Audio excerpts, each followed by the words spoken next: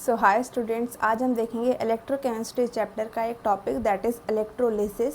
ठीक है, सबसे पहले हम ये समझते हैं कि इलेक्ट्रोलाइटिक सेल और गैल्वेनिक सेल में क्या डिफरेंस होता है। ठीक है, तो देखिए जैसे ये एक बीकर है और बीकर के अंदर यहाँ पर ये दो इलेक्ट्रोड्स प्रेजेंट है। ठीक है, ये नेगेटिव ये पॉजिटिव, इसको बोलेंगे हम एनोड और ये होगा कैथोड।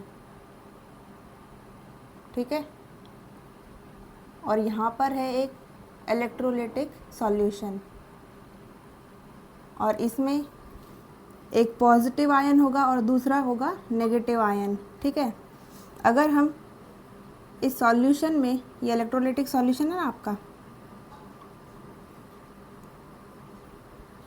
तो इस इलेक्ट्रोलाइटिक सॉल्यूशन में अगर हम इलेक्ट्रिसिटी पास करते हैं तो ये पॉजिटिव कहाँ जाएगा, नेगेटिव के पास, और ये नेगेटिव कहाँ जाएगा, पॉजिटिव इलेक्ट्रोड के पास। ठीक है, और यहाँ पर जाके ये डिस्चार्ज हो जाएंगे। तो इस पूरे प्रोसेस को कहा जाता है इलेक्ट्रोलिसिस, और इस सेल को क्या कहा जाएगा, इलेक्ट्रोलाइटिक सेल।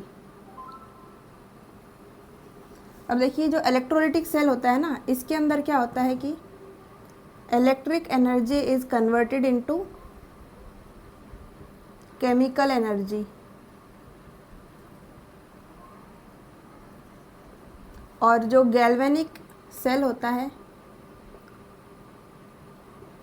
इसमें होगा chemical energy is converted into electrical energy.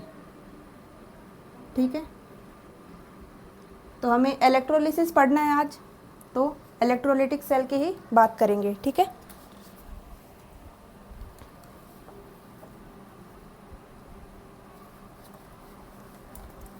अब देखो एक टर्म होता है ना, फ्यूज्ड मॉल्टन, इसका मतलब क्या होता है, मेल्टेड फॉर्म। ठीक है, पिघला हुआ फॉर्म। तो पहले हम देखते हैं फ्यूज्ड NaCl।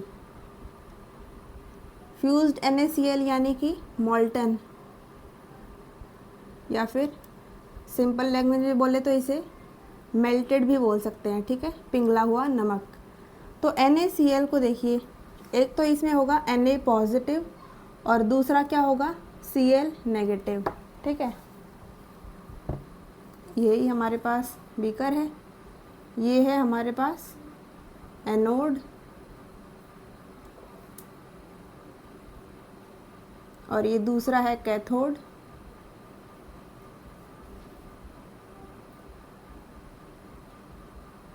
ठीक है, ये है Na पॉजिटिव इधर और ये है Cl नेगेटिव। ठीक है, अब देखिए पहले क्या है, एनोड की रिएक्शन देखते हैं। ठीक है, अगर इस सेल में से हम इलेक्ट्रिसिटी पास करेंगे तो देखिए Na पॉजिटिव है, ये वाला पॉजिटिव है, तो कौन से वाले इलेक्ट्रोड के पास जाएगा, जो नेगेटिव है, यानी कि Na पॉजिटिव जाएगा कैथोड के पास।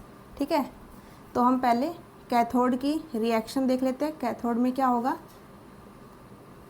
तो देखिए Na पॉजिटिव कैथोड के पास जाएगा और वहाँ पर एक इलेक्ट्रॉन गेन करके ये रिड्यूस हो जाएगा, दैट इज़ Na मेटल बन जाएगा। ठीक है, और दूसरा क्या है, एनोड। एनोड पे क्या रिएक्शन होगी, जो Cl नेगेटिव है ये पॉजिटिव इलेक्ट्रोड के पास जाएगा। ठीक है, तो Cl नेगेटिव यहाँ से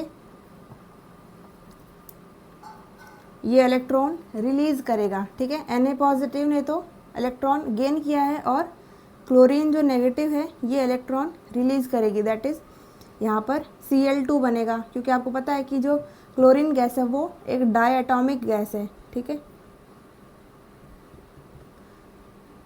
तो यहाँ पर ये इलेक्ट्रॉन इसने यहाँ पर लूज़ कर दिया है। ठीक है, अगर हम इसको बैलेंस करें तो ये हाफ हो जाएगा। ठीक है, क्योंकि यहाँ पर एक क्लोरीन है तो यहाँ पर भी एक ही क्लोरीन होनी चाहिए ना, तो इसलिए इसको हाफ लिख दिया।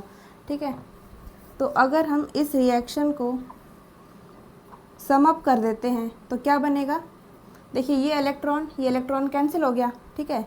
सो Na positive plus Cl negative, यहाँ पर मिलेगा हमें Na metal plus half Cl2, ठीक है।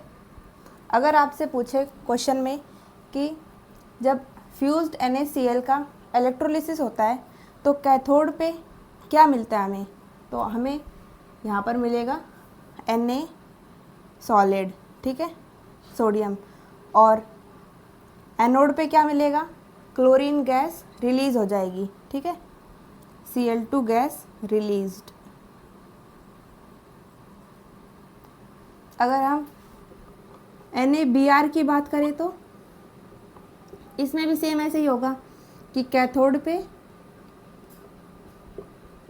सोडियम मिलेगा हमें और जो एनोड है वहाँ पर ब्रोमीन गैस रिलीज़ हो जाएगी, ठीक है। तो ये तो हो गई है सिर्फ NaCl की फ्यूज्ड फॉर्म में इलेक्ट्रोलिसिस के बाद, ठीक है।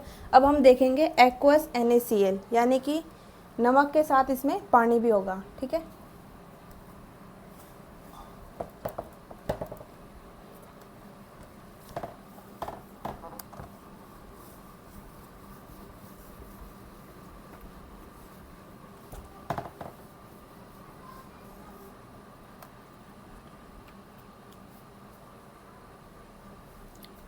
तो देखिए दूसरा है एक्वस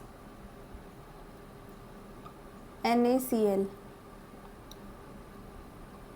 अब देखिए इधर NaCl में से एक तो आ गया है Na पॉजिटिव और दूसरा आ गया है Cl नेगेटिव, ठीक है। एक्वस यानी कि H पॉजिटिव, एक्वस मतलब क्या होता है, वाटर होता है ना, H2O, और H2O में कौन से आयंस होंगे, एक होगा H पॉजिटिव और दूसरा होगा OH नेगेटिव, ठीक है। अब ये देखिए जो पॉजिटिव वाले हैं और ये हैं नेगेटिव वाले, पॉजिटिव वाले कहाँ जाते हैं, ये जाएंगे कैथोड पे, और जो नेगेटिव वाले होते हैं ये जाएंगे एनोड पे। ऐसा क्यों है, क्योंकि कैथोड कैसा है, एक नेगेटिव इलेक्ट्रोड है और एनोड पॉजिटिव इलेक्ट्रोड है, ठीक है। नेगेटिव वाला पॉजिटिव के पास जाएगा और पॉजिटिव वाला नेगेटिव के पास जाएगा। तो देखिए Na पॉजिटिव अगर कैथोड के पास जाएगा तो ये क्या बनाएगा, कैथोड के पास जाके Na बना देगा, ठीक है। और H प्लस कैथोड के पास जाएगा तो H2 गैस बना देगा, ठीक है, H2 गैस रिलीज़ हो जाएगी। अब यहाँ देखिए नेगेटिव वाले कहाँ जाते हैं, एनोड के पास जाते हैं। तो Cl नेगेटिव अगर एनोड के पास जाएगी तो ये क्या बनाएगी, Cl2 गैस, ठीक है। अगर OH नेगेटिव जाएगा एनोड के पास तो ये क्या बनाएगा, ऑक्सीजन गैस, ठीक है। अब हमें ये देखना है कि भाई इनमें से कौन सा पहले जाएगा, कैथोड के पास, कौन सा जाएगा एनोड के पास। अब एक साथ तो जा नहीं सकते हैं ना, क्योंकि इनका रिडक्शन पोटेंशियल, ऑक्सीडेशन पोटेंशियल अलग अलग है। तो इसी को समझने के लिए हम कुछ पॉइंट्स देखेंगे, ठीक है। पहले देखिए इधर इसमें से देखो क्वेश्चन कैसे आ सकते हैं, जैसे कि आपसे ये बता दिया कि भाई कि ये हमारे पास है एक्वस NaCl, ठीक है, इलेक्ट्रोलिटिक सॉल्यूशन। तो इसमें ये बताओ कि प्रोडक्ट क्या क्या फॉर्म होंगे। फॉर एग्जांपल जैसे आपको बता दिया है ऑप्शन में Na और Cl2 गैस, दूसरा ऑप्शन है ये ऑक्सीजन के साथ, ठीक है, थर्ड है H2 गैस और Cl2 गैस, और फोर्थ है H2 गैस और O2 गैस, ठीक है। इसको हम अभी देखेंगे, ठीक है, इसको आप नोट कर लो और इसको मैं यहीं पर ही रहने दूंगी, इसको मिटाऊंगी नहीं। इसके बाद जब हम पूरे पॉइंट्स देख लेंगे ना, उसके बाद हम इस क्वेश्चन को टिक भी करेंगे भाई कौन सा ऑप्शन इनमें सही है, ठीक है।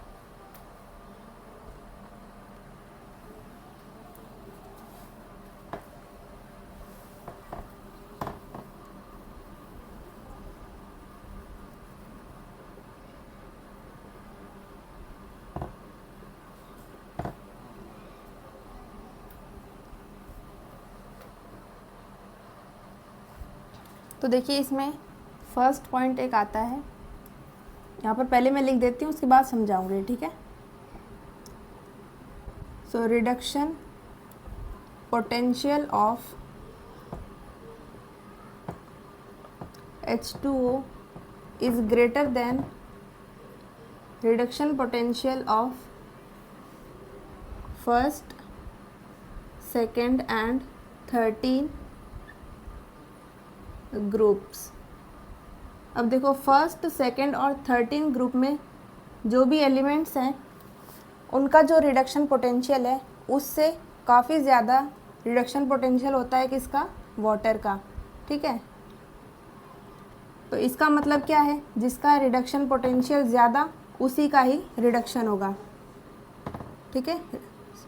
सो इसका कंक्लूजन क्या होगा, reduction of water take place.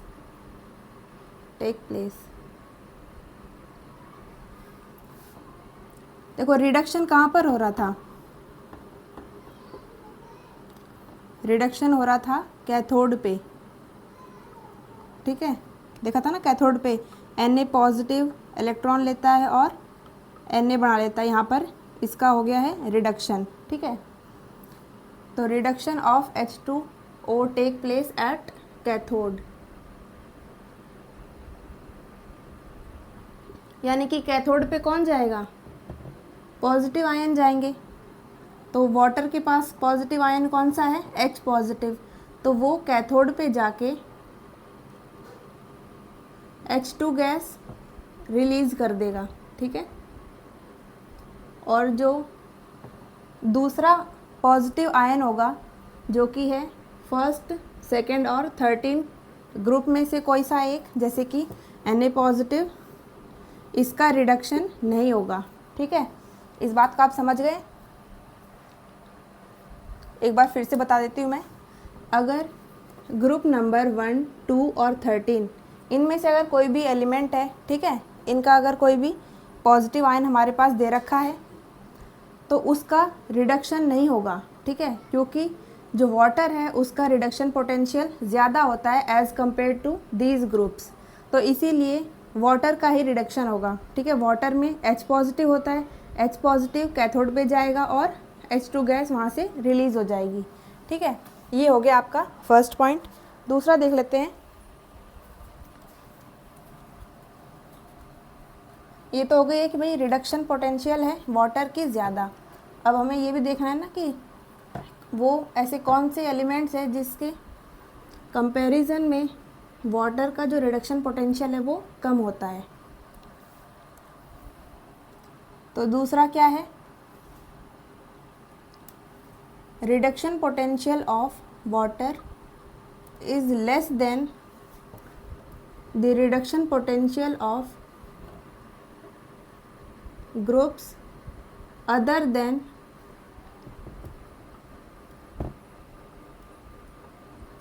1, 2 and 13, यानी कि 1, 2 और 13 इनके अलावा जो भी ग्रुप्स है ना, अगर वहाँ से कोई भी पॉजिटिव आयन है तो उनका रिडक्शन पोटेंशियल ज़्यादा होगा एज़ कम्पेयर टू वाटर।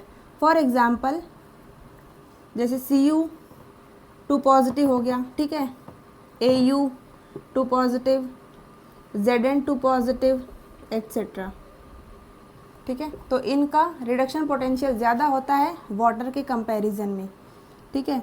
तो इसमें हम देख लेते हैं कि एक्वस CuSO4 एग्जाम्पल में, तो यहाँ देखिए Cu2 पॉजिटिव और SO4 2 नेगेटिव, ये आ गया है CuSO4 से, और एक्वस से क्या आएगा, H पॉजिटिव और दूसरा है OH नेगेटिव। अब देखिए Cu2 पॉजिटिव, इसका रिडक्शन पोटेंशियल ज़्यादा है वाटर से, तो किसका रिडक्शन होगा, reduction of other ion take place at cathode.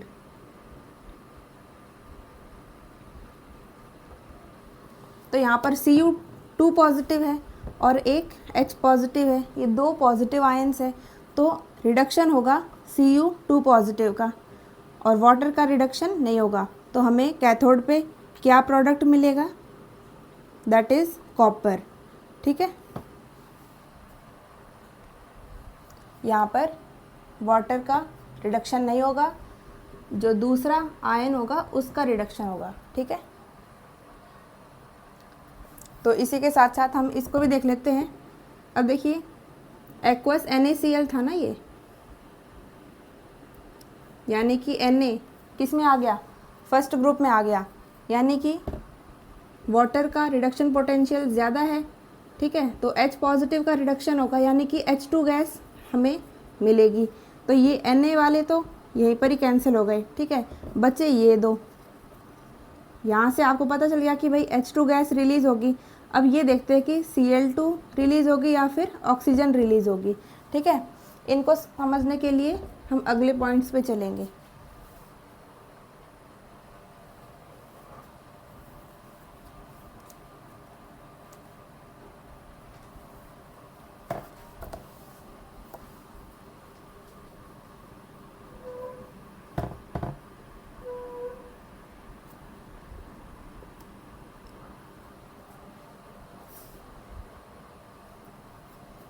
तो अब देखते हैं एनोड पे कि हमें क्या मिलेगा। वो सब तो कैथोड की बातें हो गई है। अब एनोड पे क्या होता है, ऑक्सीडेशन होता है। ठीक है, तो इसमें पहला पॉइंट आता है एनोड वाले के लिए। वो जो 2 पॉइंट्स थे ना पहले वाले, वो कैथोड के लिए थे। अब एनोड की बात करते हैं। सो oxidation potential of H2O is greater than oxidation potential of F negative, SO3 2 negative, SO4 2 negative, NO3 negative, और एक और एग्जांपल ले लो जैसे S2O3 2 नेगेटिव एट्सेट्रा। ठीक है, तो इन सब के कंपैरिजन में वाटर का ऑक्सीडेशन पोटेंशियल ज़्यादा होता है। तो यहाँ से हमें कंक्लूजन मिल जाएगा कि oxidation of H2O take place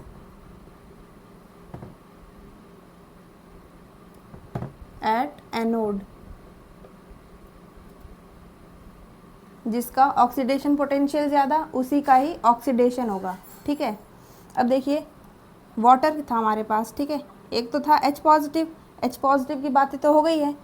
अब दूसरा कौन सा है आयन, OH नेगेटिव। ठीक है, तो OH नेगेटिव जब एनोड पे जाएगा तो ये क्या बनाएगा, ऑक्सीजन गैस। ठीक है, ऑक्सीजन गैस यहाँ से रिलीज़ हो जाएगी। कौन से इलेक्ट्रोड पे, एनोड पे। ठीक है, क्योंकि जो H2O है उसका ऑक्सीडेशन पोटेंशियल ज़्यादा है। ठीक है, अब दूसरा पॉइंट देखते हैं, जब वाटर का ऑक्सीडेशन पोटेंशियल कम होगा। देखो यहाँ पर F नेगेटिव लिख रखा है। ठीक है, इसको आप ध्यान रखना, F नेगेटिव इन सब के साथ आएगा। ठीक है, और बाकी के जो है ना Cl negative, Br negative, I negative, वो अलग से हैं। इसको बस आप ध्यान रखना, यहाँ पर काफ़ी बच्चे गलती कर देते हैं।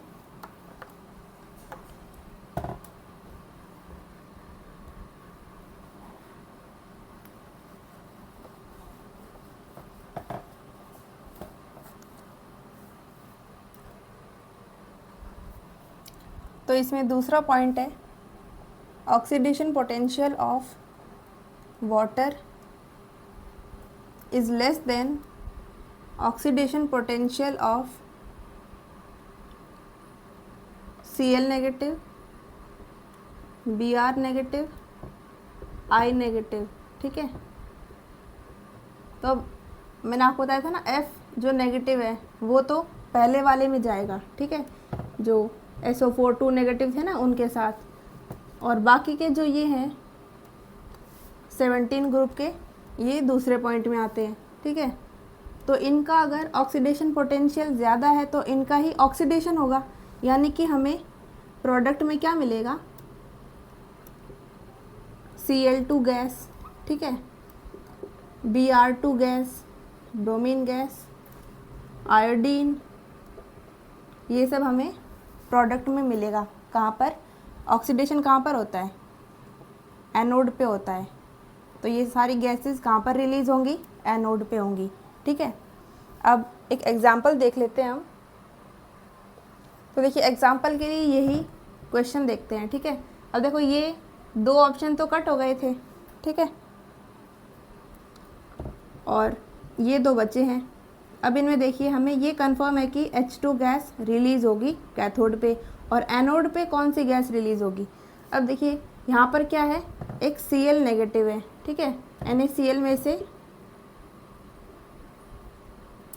एक तो ये आ गया है Cl नेगेटिव, और H2O में से क्या आएगा, OH नेगेटिव आएगा। तो वाटर का और Cl नेगेटिव, इन दोनों में से ऑक्सीडेशन पोटेंशियल किसका ज़्यादा है?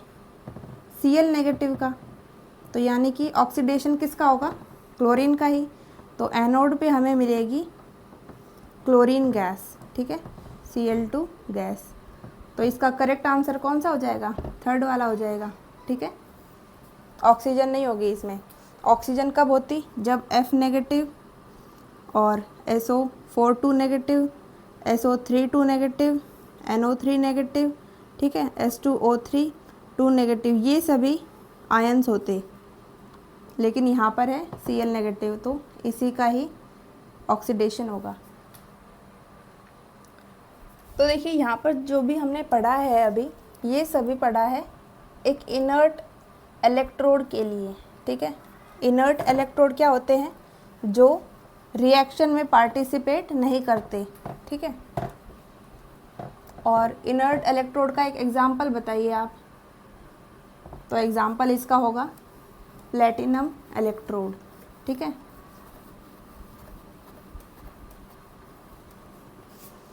अब देखिए ये सब हमने बात करी है किसकी? इनर्ट इलेक्ट्रोड को यूज़ करके। ठीक है, और इसका एग्जाम्पल क्या है? Platinum electrode.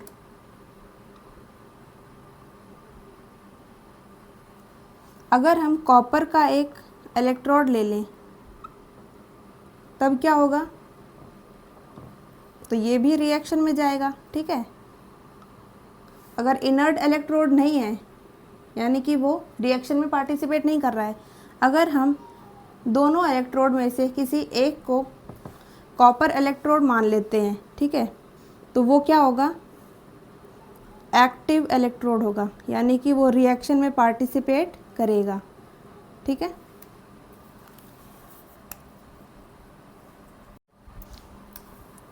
एक मिनट, यहाँ पर ये मार्कर में थोड़ा इंक फिल कर लेती हूँ मैं। तो देखिए जैसे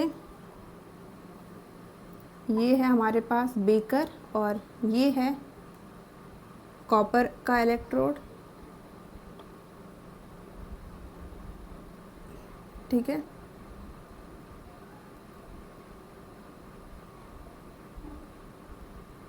कितना बेकार बनाया है ये।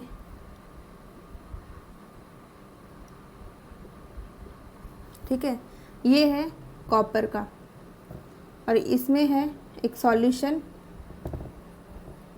CuSO4।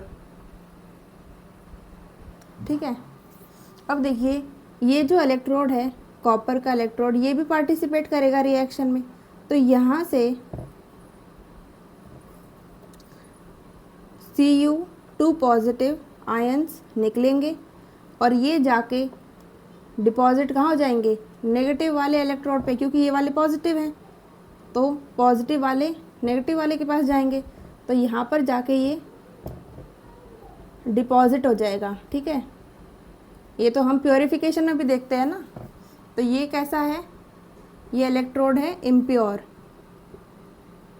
इम्प्योरिटीज़ को हटाने के लिए हम ये जो एक्टिव इलेक्ट्रोड्स हैं इनका यूज़ करते हैं। तो यहाँ से इम्प्योर निकलेगा, और ये प्योर कॉपर यहाँ पर जाकर डिपॉजिट हो जाएगा। तो यहाँ पर हमें मिल जाएगा प्योर फॉर्म। ठीक है, तो यही होता है इसमें। तो अब चलिए क्वेश्चन कर लेते हैं जितना आपने पढ़ा है अभी।